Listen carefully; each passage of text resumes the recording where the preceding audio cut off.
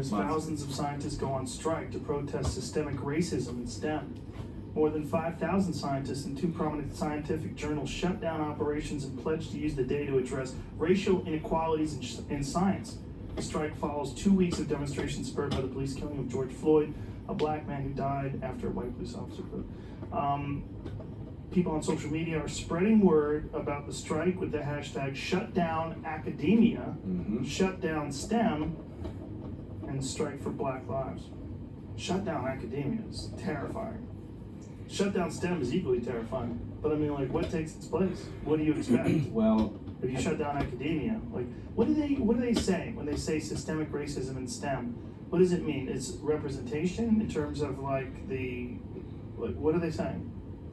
So this is so sad because truly, if you really wanted to raise black people out of the quagmire, the economic quagmire they find themselves in, if you wanted to do it en masse, you would arm them with the most powerful tools, right?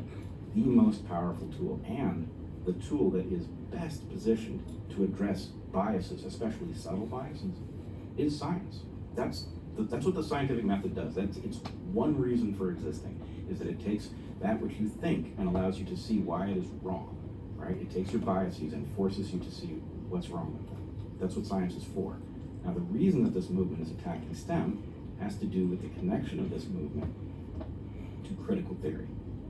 And critical theory didn't come from the sciences. The word theory is basically pilfered, right? It's being used in the most ironic fashion. Critical theory is a narrative that's now becoming a religious movement, and it is anti-STEM on the basis that it claims that STEM itself, science itself, is racist inherently.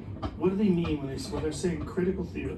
Yeah. What does that encompass? Well, my understanding is that critical theory was born as an honorable investigation of biases that exist inside of our court system, racial biases, and that it has now morphed into something that its originators don't recognize and don't respect.